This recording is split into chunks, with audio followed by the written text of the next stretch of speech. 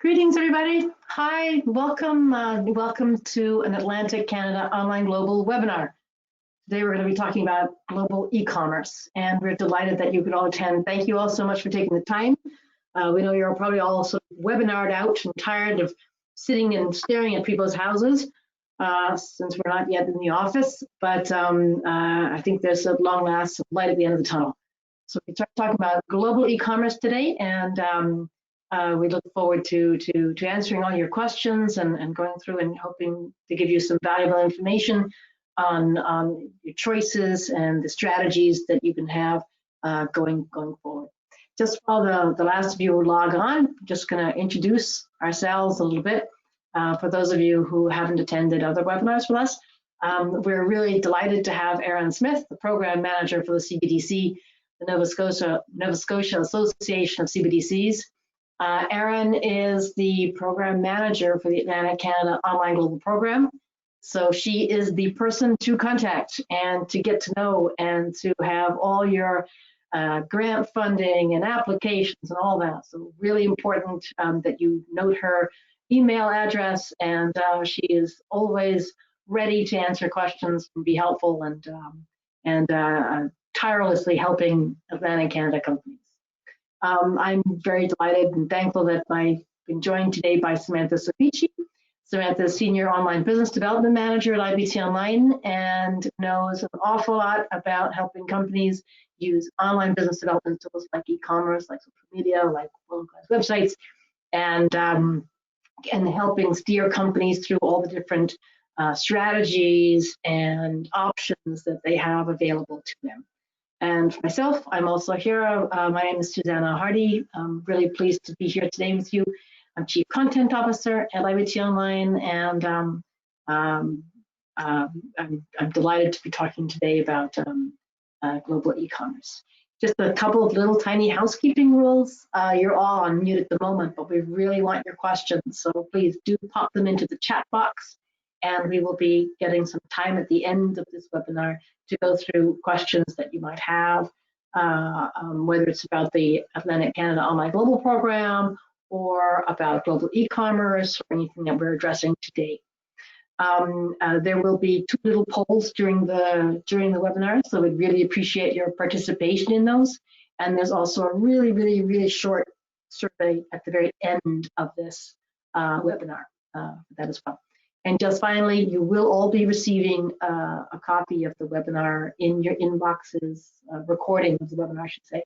But if you have specific questions or things that are not covered here, send me an email. Send us an email, and we'll hope to help you. Very quickly, who we are as a company. So the company is called IBT Online. IBT stands for International Business and Technologies. We've been around for a while, since 2002. And really proud to help companies. We're private sector, obviously, but we're really proud to help companies use online business development tools to go global, to reach international markets, to expand beyond their borders. So that's websites, or marketing, or e-commerce, all of that. We're very active in the US and now also in Canada with the Atlantic Canada Online Global Program, which we're really pleased to be bringing to you all. Just want to highlight as well, we also just won the American President's E Award for Export Service. We won that about a month ago, so we're really pleased. Here's our agenda today. We're going to be talking first a little bit about the Atlantic Canada, what is out there at the moment in terms of resources for you for online tools. Where can you find them? What is the Atlantic Canada Online Global Program? Then we're going to be focusing in on international buyer and localized journeys, which is really important to understand, not just for online marketing, but also for e-commerce. And we'll show you how to do that and also why that's so important. And then I'm going to do a very quick sort of landscape of global e-commerce in just a big landscape picture of it. And then we're going to dive down into the different choices that you have as an Atlantic Canada company. What are your choices if you're looking to go global? If you're looking to say, I want to sell into the US, or I want to sell in the UK or China or South America, or wherever it is, what are the choices you have? Then we're going to give more examples about how companies have used these and how that applies to the Atlantic Canada Online Global programs. Again, more detail on that, also about the funding of it. And finally, just sort of summaries and your questions for that. So with that, let's just dive right in. In Atlantic Canada, you're lucky because I think you have 4 provinces that are really working all together to help, and it's impressive to see them all coordinating and saying we need to bring new resources, new tools for our companies. So you've got the 4 big provinces and working together, and then putting it all through the Nova Scotia Association of CBDCs to help the provinces. And as I said, centralizing the management of that with Aaron. So that's terrific. There's a lot of resources out there. The Atlantic Canada Online Global Programs is for website localization, online marketing, and e-commerce in particular. So we have also put out a page on our website, ibt.onl. If you go to the partners, Canadian partners, Atlantic provinces, you'll find a lot of information there about the programs and how we think you could use online business development tools to help, including this series of webinars. There are 9 webinars in total. We've gone through a couple already on websites, on online marketing, compliance, and now we're going to be looking at different countries and regions, whether that's Europe or Latin America or other places in the world. We'll sort of dig down more about those and how to use websites in those regions and the specificities of those regions. So all of that you can find on our website. It's dedicated to you, and you also have our email addresses if you'd like specific information. So if you want to register for the webinars, please do so on our website, or go there and choose which ones interest you most. And we hope that you find them useful for you. I'd like Erin to just sort of introduce and talk about some of the resources that are available on her site. Thanks, Susanna. So hi everyone, glad you could join us today. I'm really excited actually for today's webinar. I think it's going to be really informative. So as Susanna said, I'm the delivery agent, program manager for this project, and I just want to take a second to thank our funders for making this project possible. It's funded through the Atlantic Trade and Investment Growth Agreement. So this is a partnership of the federal government through ACOA, Atlantic Canada Opportunities Agency, and the 4 Atlantic provincial governments. And our goal is to provide skills to businesses to help them on their e-commerce journey. So it's more important than ever for companies to be using e-commerce, and we're doing what we can to help. I encourage you to sign up for the remaining webinars if those markets interest you. And if at any time you've got any questions about exporting in general, e-commerce, reach out to your local government folks at ACOA and the different provinces. So if you don't know who that person is, I'm happy to make that connection for you. We've got lots of support out there. Just come and ask, and we'll see what we can do to help. And I'll also make a quick mention of the other component of the Online Global Program. This is the funding for the website localization. That'll give up to $15,000 to support the cost of working with IBT Online and creating a website that's localized for your particular market that you're interested in. We'll talk about that a little bit more at the end, and I can give some more details then, and also give the link to apply for that program at that time. Actually, it's on here, I think maybe now. We'll also probably put it in the chat at some point in time so that you can click on it if you are interested in learning more about that program. Yeah, that's it. Thanks, Susanna. Thank you, Erin. And indeed, we will put it in the chat box as well, so you can see the link and grab that link if you want in the chat box, if you are interested in applying for the program. And as I said, Erin will be circling back with us at the end to talk more about the program and funding and what that means and so on. So let's start with the international buyer and their localized journey. Samantha, maybe you could take us through this one. Yes, I would be happy to. So I know that a lot of you guys went to the International Online Marketing webinar from earlier this week. And so a lot of this will sound pretty familiar, but I just want to highlight it again just because it is so vital for you guys to understand who your ideal corporate profile is and who your buyer personas are within that profile and also internationally. So I'm going to review this one more time. Please bear with me, but I really hope that you take it in and really consider it for your international and your domestic business. So before we dive into the nuts and bolts of e-commerce and how to do it internationally, it is absolutely vital to start by defining your ideal corporate profile and your buyer persona. So the first step is identifying your ideal corporate profile. That is your ideal client or your ideal user. You need to define it as kind of like either a big corporation, a small mom and pop company, an OEM, a direct to consumer, all those attributes that define your ideal corporate customer. But then a buyer persona is not the same as your ideal customer profile. You need to go a little bit deeper into subcategories within that company. So for example, let's say that your company is a B2B company in advanced manufacturing. That's who your ideal corporate profile is. One of your buyer personas would be the CEO that makes the ultimate decision, but to make that decision, they need to talk to possibly his engineer, or maybe the head of sales and marketing, or maybe the research analyst, each with their own set of challenges and pain points. So your buyer persona will define the people in those companies who you need to work with and to connect with and to engage with about their challenges and how your business can solve those challenges or those issues. So each buyer persona will have specific questions, concerns, and roles within those customers. And you need to remember that your buyer personas do change over time. Their concerns change, and especially as we've seen most recently, and that your international buyer persona may not be the same as your domestic buyer persona. So you need to take that into consideration as well. But before we dive into that, I want you to define what exactly a buyer persona is and give you guys a good example. So a buyer persona is a semi-fictional representation of your ideal customer based on market research and real data about your existing customers.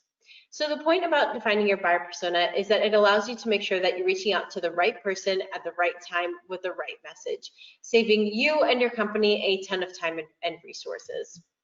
And it gets really important when you're talking about international e-commerce because mistakes can be pretty expensive when you're going global, so it's important to get your baseline correct. If you try to accelerate the sales process without knowing who you're selling to, you might accelerate into a dead end. So here on the slide, we have a really great example of Zipcar. And Zipcar has such a clear idea as to who their buyer persona is that they actually have it in their mission statement. So they're looking for somebody who's urban, educated, tech savvy, and environmentally conscious. And you can see by this Instagram post that their communication policy absolutely speaks to that. So in this post, you see two young urban people that look environmentally friendly because they're holding plants. And Zipcar actually goes a step further by using the appropriate hashtags like hashtag back to school, hashtag plants, and hashtag dorm life. But identifying your domestic buyer persona is just one part of really understanding who you're trying to reach out to. Next is really getting an understanding of your international buyer persona. So your international buyer personas, you need to ask yourself a few questions to be able to identify them and what they really need. So on this slide, we have a few questions that you can kind of start with. So for example, are there multiple buyer personas for my export markets? How do they find me? What do they care about? Are their concerns different from my domestic buyer persona? How do they like to purchase from me if you're an e-commerce platform? And here we have an example. L'Oreal is frequently cited for how spot on they are with their international online marketing.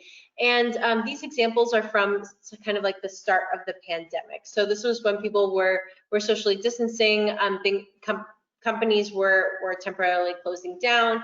And so in this example, L'Oreal is talking to their US consumers or their US buyer personas, which are stylists and hair salons, that they stand with them in these difficult times that they were going through at that point.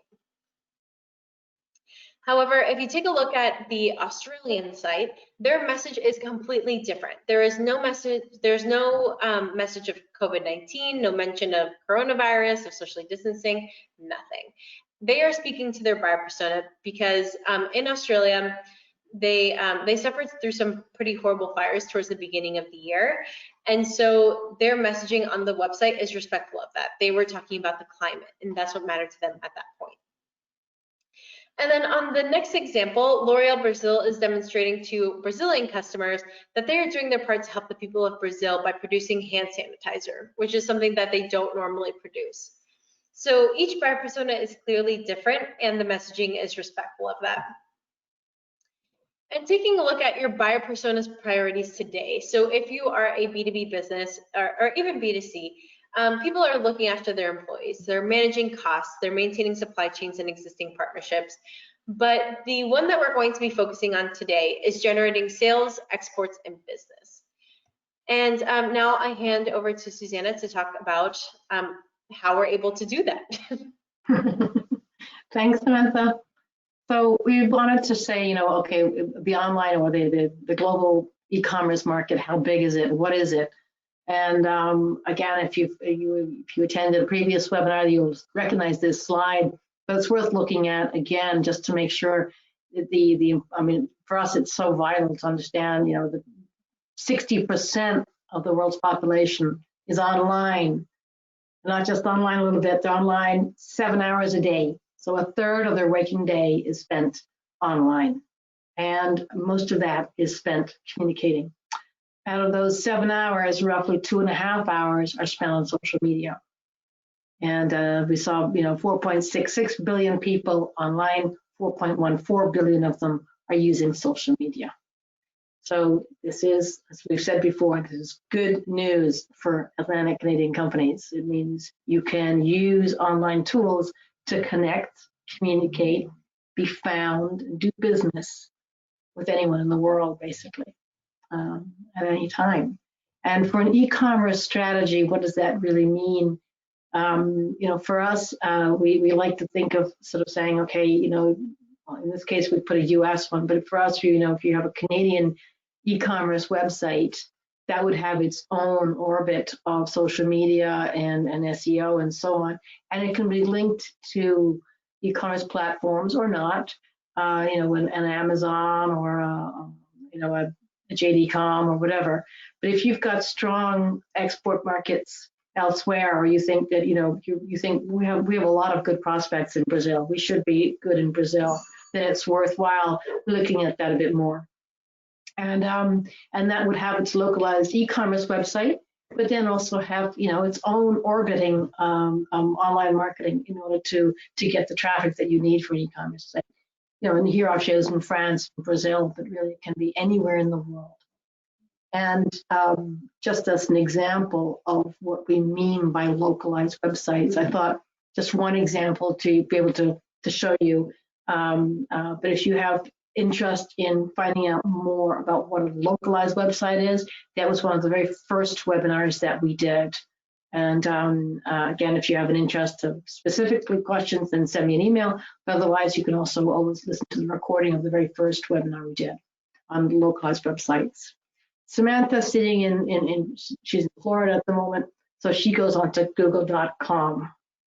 And we have dogs that bark in the middle of webinars all the time. It's terrible. So we both are interested in finding squeakless dog toys. So Samantha does that. In Florida, she goes google.com, types in squeakless dog toys, and she gets chewy.com, amazon.com, a little blog from Yahoo, and so on. So this, you know, things that are relevant for her based on where she is locally. I'm actually sitting in the UK at the moment, so I go to google.co.uk. You would go to google.ca, Google Canada.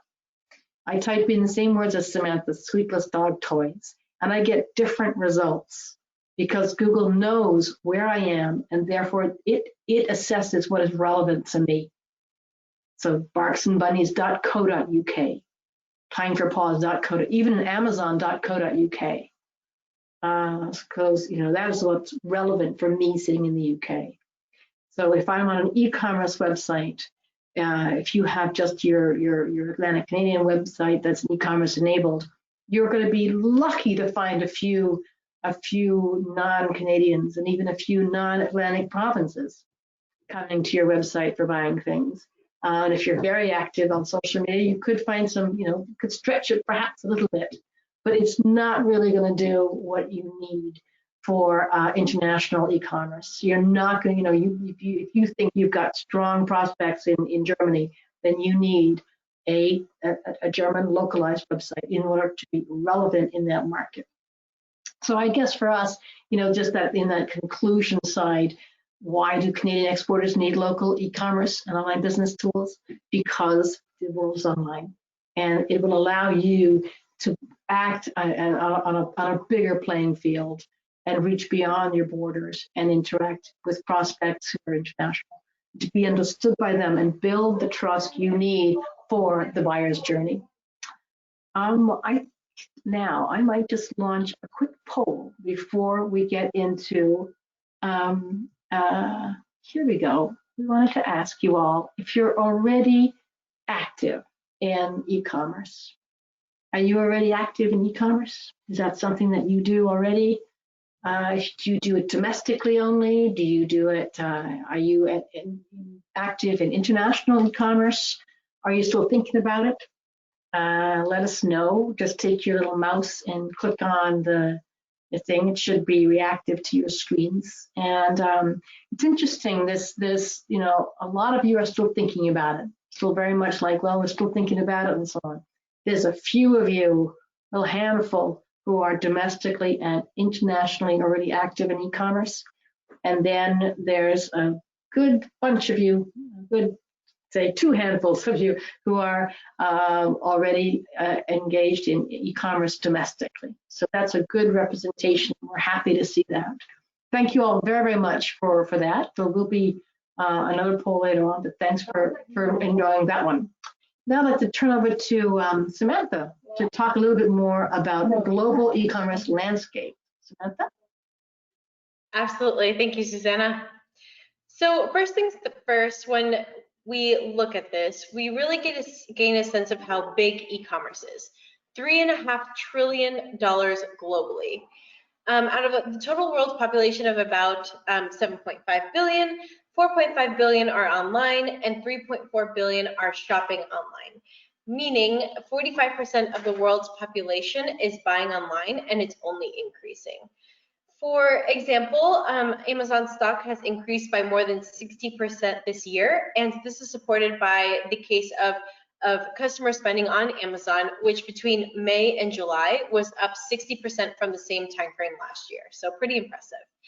And not only that, but another platform that we'll talk about later, which is Shopify, shared their gross merchandise platform, which is the measure of consumers' total spending through Shopify's network of stores, rose 119% year on year in the second quarter to $30.1 billion.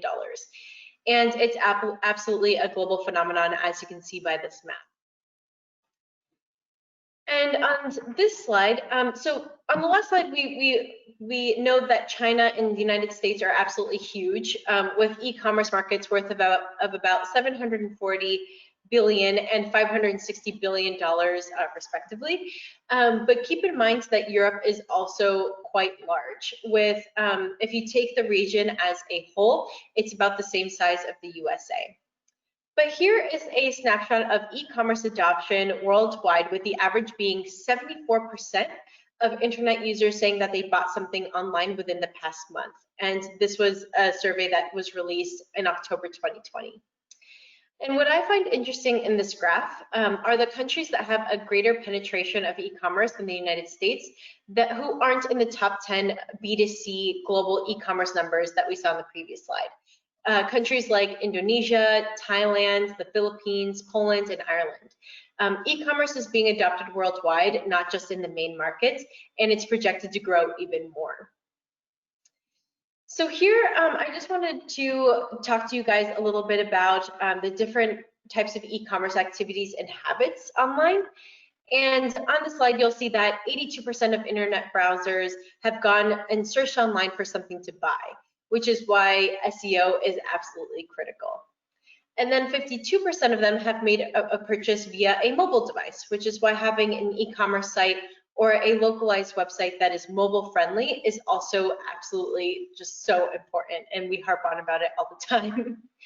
And something that's not included in this slide that we think is important for this conversation is that 57% of consumers have purchased goods from another country.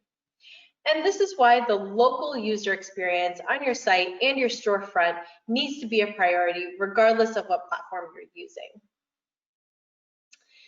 So along with all of this, you absolutely need a social media strategy for your websites. And it doesn't matter if you're B2B, B2C, B2G, it doesn't matter if you're e-commerce enabled or not. We always suggest using a social media strategy behind it to help drive traffic to your websites. And as you can see here, a lot of people think that social media isn't for B2B companies. They think it's kind of solely reserved for the B2C space. But as you can see by this slide, people are using social media channels for B2B research, with YouTube, Facebook, and WhatsApp being the top 3 platforms for this sort of research. And the reason why we always suggest that you use social media is threefold. So the first one is to expand your other marketing efforts. So your content has the chance to be seen by a wide audience, and hopefully the right audience with the proper buyer persona analysis and everything that we've talked about. Second is that it helps you build brand awareness. So gone are the days when you could only build the same awareness through billboards or magazine ads or television ads. And with social media, you have the ability to build your brand's content and put it directly in front of your customers, your partners, and your prospects. Now you can be where your audience already is. And then last, it's that it is the most powerful way to connect with your audience. Sprout Social reports that when customers or consumers follow a brand on social, 67% of consumers are more likely to spend more on that brand. And 78% say that they will visit the brand's physical retail store. And social media helps you attract buyers to your products and your services, and it gives you the ability to directly have conversations with those individuals at the time and the place of their choosing, which is the beauty of social media. And what's also neat about these online tools, including social media, is that it levels the playing field.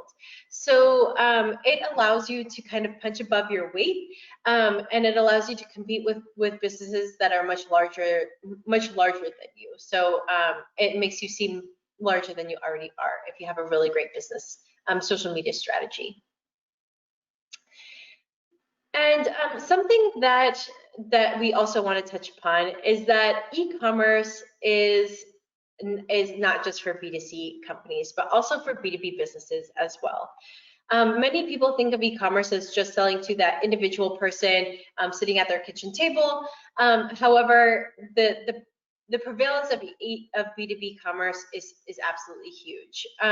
It's kind of hard to get consistent data, but Statista estimated that the global B2B e-commerce market to be valued at 10.6 trillion in 2019. That's about 3.5 times the size of the B2C market at that time. But remember, whether it's a B2B company or B2C company, you're still communicating with and engaging with a person on the other side. And what this means is that even if your B2B product is a high price point and customized, or you take a consultative sales approach, your website needs to be compelling enough and with enough valuable information to encourage that person to click on the call to action and to encourage them to contact a salesperson or learn more about your products. So whether you're selling a product or a service through B2B or B2C transactions, the influence of smart website development and strategic online marketing is absolutely critical. And as you can see here, in October 2020, they did a survey about the primary channels for brand research. And it's really interesting because if you can see here, search engines and social media networks were the top 2 for brand research for people all over the world. So you want to really make sure that you are absolutely on top of your your online presence, both your website and also your social media marketing strategies. Great, thank you, Samantha. Let me just take over again to talk a little bit about strategies and the different options that we think Atlantic Canada companies have when they're looking at international e-commerce. And I guess I'd like to sort of drill it down to sort of basically there's 3 different ways you can look at it. You can have your own localized website and then link it to big marketplaces and in-market distributors. You can have your own e-commerce platform and go totally DIY and have everything in-house. Or else you can have a combination of marketplace and your own websites as well. So let's sort of go through those a little bit and what we mean by them. When we talk about marketplaces, we're really talking about different types. There's sort of 2 types, the big, mega, huge generalist marketplaces that everyone's familiar with, headed up by Amazon. But there's some very strong other ones as well. If you're considering different regions, you might want to think of that of, Mercado Libre, for example, is the dominant one throughout Latin America. And obviously in China, you don't really want to be on Amazon. You want to be on a Chinese marketplace because those are the dominant ones, particularly Alibaba, and so on. So there's these great big huge generalist marketplaces, and these now sell certain big ones like Amazon and Mercado Libre now sell as much B2B products as they do B2C. So there are, for example, in the construction industry, a lot of people are putting their things on. Sorry about that. On Amazon right away. The next one really, I guess, is more about specialist marketplaces and in-market distributors. And what does that mean? Specialist marketplaces are ones that are defined either by industry sector, and in this case, I've chosen the example of PartSpace. PartSpace is a specialist online marketplace for the aeronautics industry. So if your jet needs a new tire or something, engine, you would go into PartSpace and find that spare part that your jet needs. But you could also go on to a more generalist of sort of in-market distributor websites, which are the example here is one for electrical products, and that's has a variety of different brands as well showcased there for different products. So either very specialized techie ones or these distributor ones as well. But all of them are specialist marketplaces as opposed to those big generalist ones that we first talked about. And there's just an absolutely huge number and range of these online marketplaces. Basically the online marketplaces now account for something like more or less half of the world's e-commerce activity. And it's whether it's Amazon or Flipkart in India or Lazada in Southeast Asia, these are the big online ones that you have. But if you drill down a little bit in terms of the regional marketplaces, obviously in the U.S., dominated by Amazon, 2.3 billion versus the next one along is a quarter of the size. Other regional marketplaces, obviously South America, dominated by Mercado Libre, but then other ones as well, the Americanas, Linio, Dafiti, and so on. So there's a lot of them to choose from. In Europe, Amazon is the big one, but then there are some very, very strong regional players from Allegro in Poland, Zalando throughout Europe, the German German company, Cdiscount.com in France. So and then in Southeast Asia, equally, you have regional players as well, which is worth looking at if you want to take a more regional approach. China obviously is very specific to China, although Amazon does get some look in there. But the main ones being Taobao, Alibaba, JD.com, and so on. So, whichever marketplace you're deciding on, either the big generalist or the specialist marketplaces, those are the options to choose. You have to choose the right one. The next is to choose which platform. And there are just an absolute wealth of different platforms, from the really well-known ones, Magento, BigCommerce, Shopify, obviously, Wix, Squarespace. But there's a couple of, I've listed 6 big non-negotiables. If you're going to choose your own e-commerce platform, you must make sure that they have a simple user interface, that they're mobile responsive, obviously, complete tech stack for all of them, and so on, because not all of them work well on all different types of markets. We would probably, the ones that we see most commonly used are these 4 here, Shopify and Shopify Plus, BigCommerce, WooCommerce, Magento. I'm going to do a little shout out, I guess, really to WooCommerce. It's a very interesting one to look at if you don't want to have something that's fully with a payment gateway. So, for example, if you want to have a e-commerce enabled website in, say, France, but you don't want the payment gateway, it's actually really convenient to put it in WooCommerce. It structures it very well. And that, so you could fill a basket, but then it ends with something like request a quote. So you don't have the payment gateway. So that's actually quite a nifty way of doing it. Probably the one we use most for most of our clients would probably be most popular is probably Shopify Plus. So another strategy really is just using a combination of these to say, okay, in that case, I have a localized website and I can use an Amazon or a specialist marketplace for a distribution partner for some of the aspects of it, but not all. And this is, our preferred strategy, really. I think it's the one that we find allows the clients to really have most control over their pricing, over their marketing, and over their brand development. And just on sort of one slide, putting that all together, if you're going internationally on e-commerce, and if you're just relying on like an Amazon or Alibaba or even a specialist marketplace, you're not really developing your brand long term. You're developing their brand. You're helping Amazon. You're not helping your brand. So it might look easy, but is it really sustainable as a long-term option? Also beware, a lot of those marketplaces, specialized and generalist, have ongoing commission and fees, which can really start to stack up. A lot of them also have obligatory marketing spend and obligatory other things that like QR codes, and you have to put it or anything like that.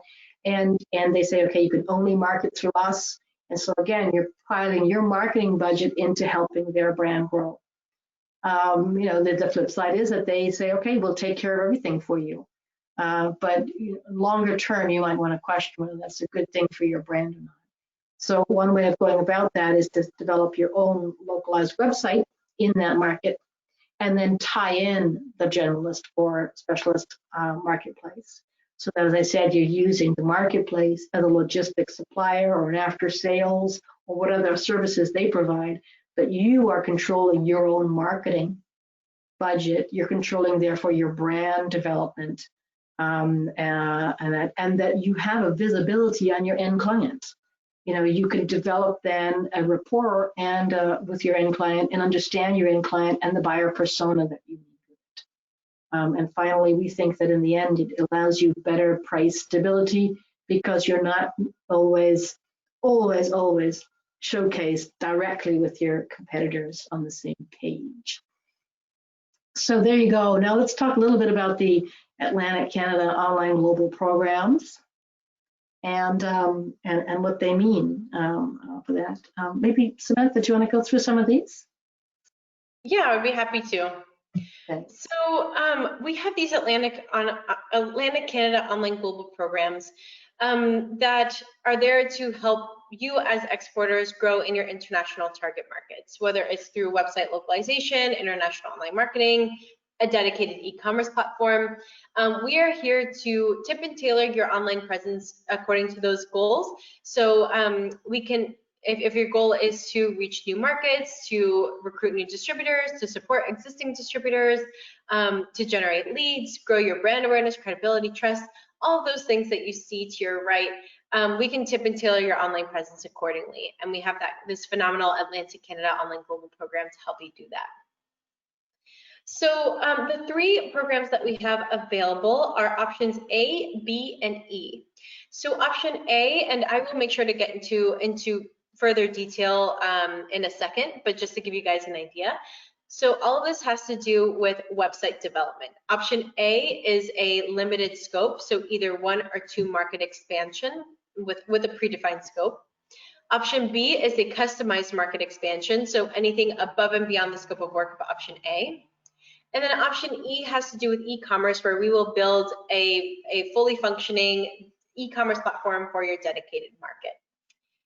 So to get into the specifics of each program, first we have option A, which is either a 1 or 2 market expansion. So we will build these localized, country-specific, optimally localized business development websites for your top international target markets of your choosing, with a predefined scope. So either 2 markets with 12 pages and 2,000 words, or 1 market with 24 pages and 4,000 words.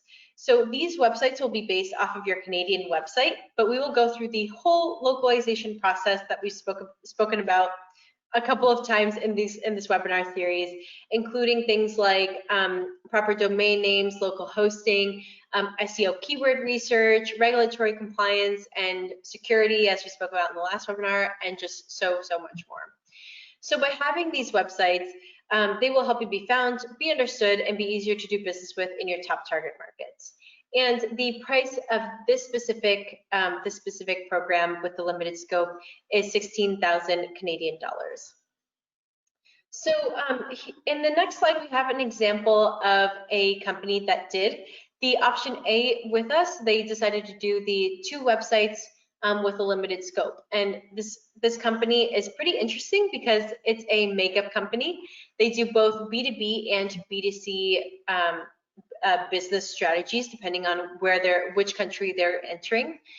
And they had this struggle where they were having a lot of trouble keeping that brand identity across these international markets. They had these phenomenal distributors, but they weren't using the proper colors, the proper logos, something that's really, really important for a beauty company to get right, especially across multiple markets. So they decided to go online global in Mexico and Saudi Arabia, and they are planning to extend into other markets as well. So we did search engine optimization on these websites. We make sure that the imagery is on trend and that it's localized to each specific market.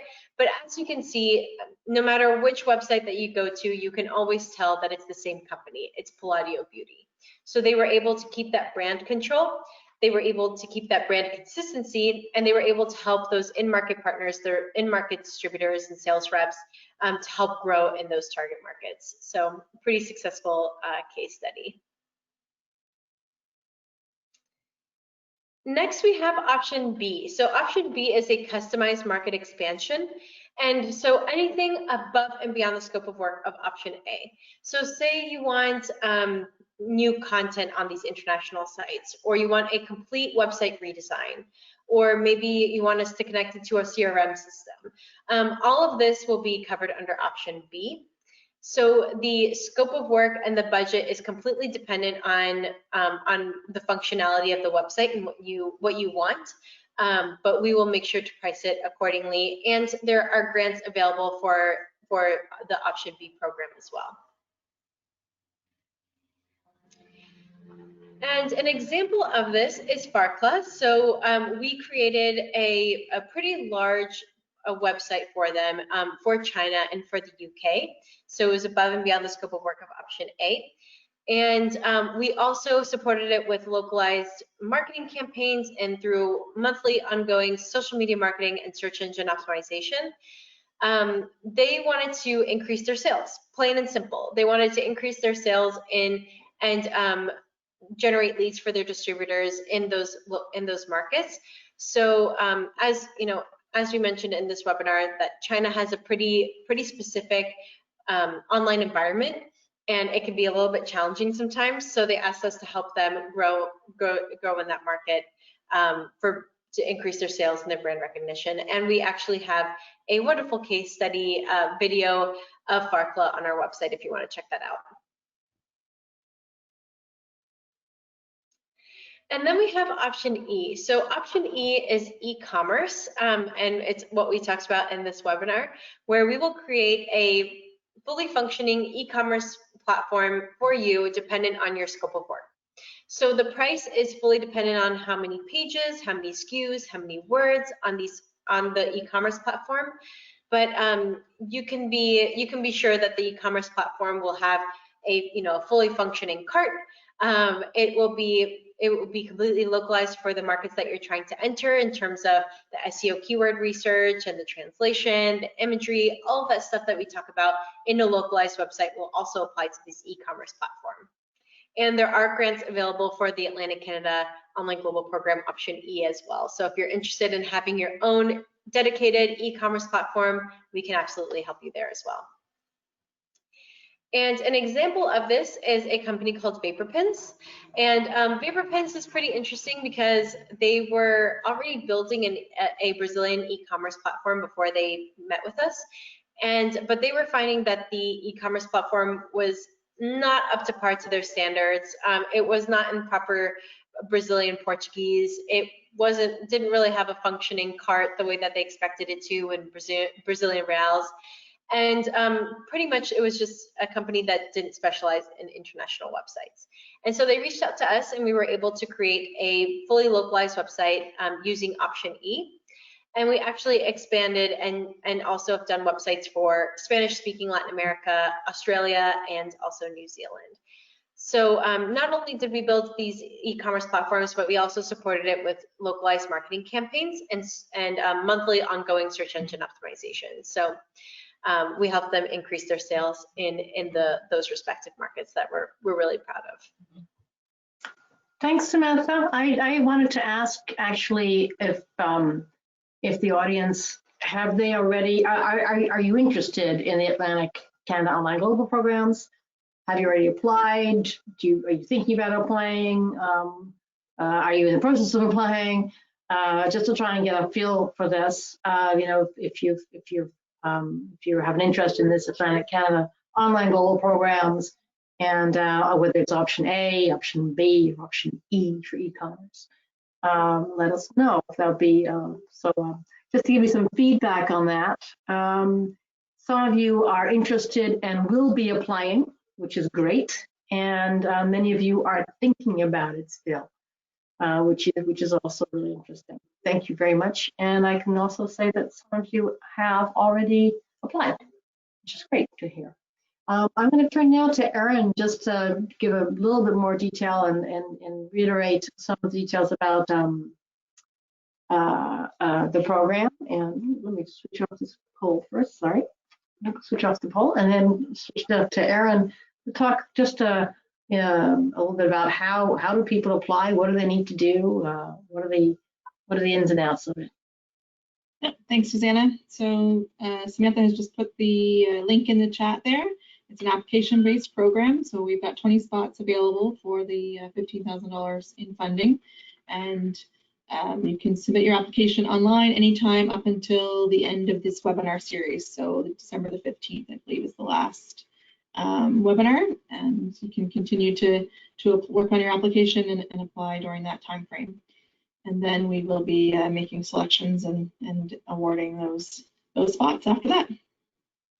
Erin, just while you're here, I've just got a question in from someone. Once we apply for the program, how long does it take to acceptance? And when would the work begin on the website relative to acceptance date? So we'll be waiting till the applications close at the end of this webinar series and then doing our assessment. Given that that's the middle of December, it'll be January before work would be getting started on these before. We would have the approvals, I think, ready by Christmas, but in all intents and purposes, it'll be January before work would begin, I would think. Right, and then once the 20 companies are chosen and the applications have been done, we take about 3 months from start to finish. We have a pretty tight deadline that we keep to So basically, we're looking at 3 months of work, even for an e-commerce website. We try and keep that to 3 months. I hope that helped the question. And as Erin said, she has Samantha's just put the link for the applications in the chat box. So for that, and otherwise, you can also find information on our website as well.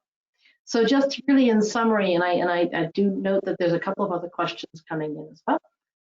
Just sort of summarizing for what we are here, looking at why we think that you would benefit from online business development tools, allowing you really to reach beyond borders, but you need very specific ones for that. You need what are called localized websites to reach beyond borders in an effective way. But it's a well-trodden path, and it used to be only reserved, I think, for very large companies, and now I think it's within grasp of mid caps and smaller companies to really reach beyond their borders and engage with their prospects and sales. For international e-commerce success, for us, it's all about sort of the preparation work, obviously. And that means, your logistics, your Incoterms, your returns policy, or your pricing, all that stuff. But once you're there, it's all about your localization. So it's knowing your buyer persona, knowing how their journey is and what stops they're making their pain points and how you're resolving that. Then it's choosing the right e-commerce model for you. And again, we can help you with that, depending on which markets you're looking at, give you some advice. And then for us, it's about using localized tools, localized websites, localized marketing to be found and to actually do business. Remember, please, that there are places where you can get information. For example, on these webinars, the next one I think we have is on Latin America, and then we've got one on Europe coming up too. So we hope to see you all on those. The Atlantic Canada online global programs really are for you, and we hope that you take advantage. And whether it's about brand development, lead generation, helping your in-market distributors, it all applies. So basically, for us, your next steps, check out the webinars, sign up. We hope that we're now going to get into the country-specific and region-specific ones. Then, get your teams around the table and figure out if this is the right step for you. Should you go internationally via websites? If so, apply. Get your company application in. As Erin said, there are only 20 slots, so need to get there. And then let's turn over to some questions. There's a couple of questions that come in. One was already answered, which was how long it takes. There's another one also, I think also from Barbara, asking about what systems we use, what CRM, do we use WordPress? If your site is on WordPress, we'll probably replicate it on WordPress. That allows you to access the site most easily. There are some content management systems that work better internationally than others. So we would be cautious and say, you can't just use any old content management system if you're going to build an international website. You have to use certain ones, otherwise they're going to get very, very buggy. So be careful on some of them. The ones that we like best depends on the functionality and the scope of the website. But we use WordPress a lot. We know that a lot of your websites are already in WordPress, and so we like to make it as easy as possible for you. So we'll mirror that in WordPress. For option E, could we make recommendations on logistics? We can certainly put you in touch and show you what other clients have done. But we're an online, we build websites and online marketing. We're not a logistics company, but we can certainly say, well, we've got clients who do this with these guys and they worked well, and we can put you in touch with other clients who've done that if that helps. Otherwise, I'm sure also the economic development agencies, of your provinces and the CBDCs could help in terms of sort of Incoterms and logistics. But for, we won't be able, IBT Online is not a logistics company. As I said, we're very happy to help you with locating and deciding which ones and sharing experiences from other international, companies going internationally. I think that could be of help to you. Couple of questions then for us as well. Maybe Samantha, you could take some. So my voice is going. Samantha, can I convert my website, localized website, into e-commerce websites over time? Yeah, absolutely. So if you do option A, for example, and because you're not fully dedicated to creating a fully functioning e-commerce platform, but you're thinking about it, something that you might want to do, you can let our technical team know, and they can set it up in a way that will make it really easy to transform an option A into an option E later down the line. So absolutely, yes. Okay, great. There's also one about currencies, and this is something we get quite a bit, in fact. And one of the issues that a lot of companies have is what about multiple currencies on their websites? We've used a lot of different plugins, and there's some really, really good ones these days that allow you to have real-time conversions for quite a large basket of currencies. That takes that whole headache away and really reduces your risk. We would recommend, if you're going e-commerce internationally, that if you're looking for multiple currencies, one of the major things you can be talking about then is currency risk. And there are ways of mitigating that risk and forward planning. And the plugins really help you make sure that you're on top of getting the right currency conversions at the right time. So that's a relief for that one too. There's another question just about WooCommerce. When the example I gave on WooCommerce was that it's a way of saying you can have an e-commerce looking website that goes up to a basket where people can click and say, I like that product and I want this. But it can end not with a full payment gateway, but with a request to quote, which then comes back to wherever you are in Canada, and then you get that email saying, okay, how much is that quote? And that quote can include then the logistic pricing of it, so that you're really saying to that client, here's the price of these products, and that's the logistics part of that.